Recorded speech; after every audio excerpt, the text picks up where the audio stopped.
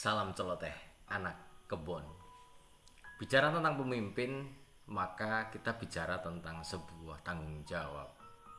Tanggung jawab seorang pemimpin amatlah besar.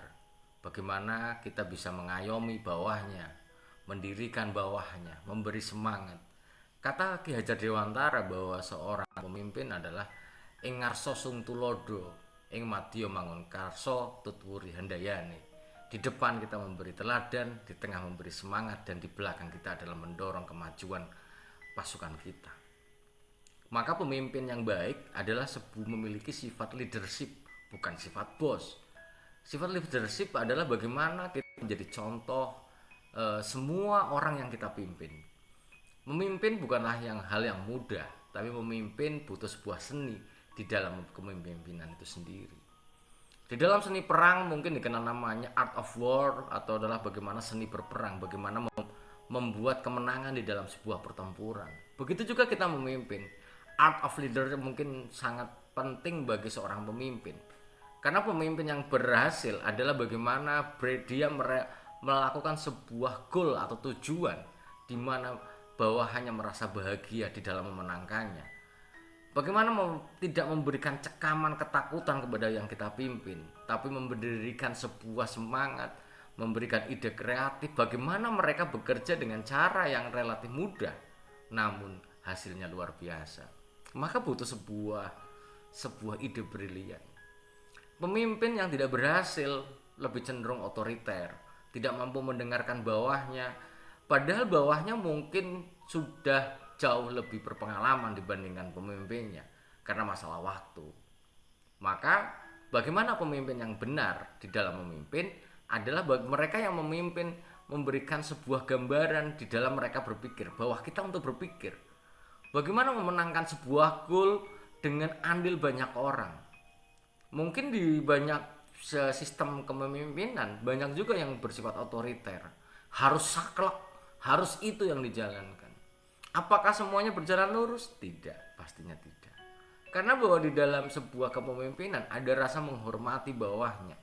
Menghormati bawahnya bukan memberikan sebuah jalan bebas kepada bawahan untuk berpikir, berpendapat, bukan.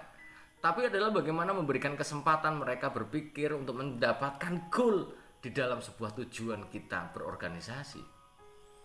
Para pemimpin semuanya, bahwa di dalam pemimpin yang selamat pernah saya bahas adalah bagaimana pemimpin yang terdorong oleh doa-doa yang kita pimpin. Kita tidak bisa mengabaikan yang namanya doa di dalam setiap pemimpin, karena mereka yang di bawah kita yang kita pimpin pasti mereka akan berdoa. Bagaimana pemimpin yang selamat ketika doa-doa bawahnya semuanya adalah doa buruk kepada kita?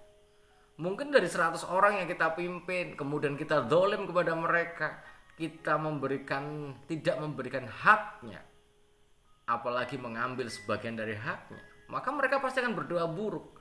Ketika kita 100 orang kita menzalimi, maka mungkin yang berdoa buruk kepada kita tidak hanya 100 orang. Mungkin yang udah berkeluarga ada istrinya, ada anaknya, ada saudaranya. Bagaimana kalau misalnya kita berbuat baik?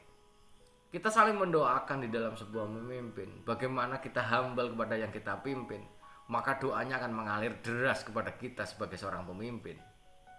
Jangan memimpin hanya tahu hasilnya saja, tapi adalah bagaimana memimpin, tahu prosesnya, tahu tetesan keringat dan tetesan air mata yang kita pimpin. Bukan hanya masalah hasil saja, tapi adalah bicara tentang proses. Maka mari kita menjadi pemimpin-pemimpin atau leader-leader yang mampu memberikan kebahagiaan yang kita pimpin, yang bertujuan kepada goal dari sebuah organisasi. Jangan kita hanya memimpin dengan cara kita yang merasa benar, merasa seolah-olah kita adalah segala-galanya masalah yang dihadapi. Belum tentu. Kita juga punya kerumitan hidup. Pemimpin juga manusia yang memiliki kerumitan hidup pastinya. Bukan hanya kerumitan bekerja saja di dalam memimpin, tapi bahwa ya terkadang banyak hal yang masalah keluarga si pemimpin, masalah lingkungan si pemimpin. Maka bagaimana kita memimpin dengan cara yang benar? Mengutip dari sebuah buku bahwa Rasulullah sendiri adalah memimpin dengan cara yang sangat luar biasa. Maka ada sebuah prinsip di dalam buku yang disebutkan itu adalah bahwa Rasulullah dalam memimpin pasukannya adalah bagaimana Rasulullah selalu mengatakan dengan cara yang lemah lembut hingga orang itu tahu dan takut. Adalah sebuah tantangan pemimpin sekarang.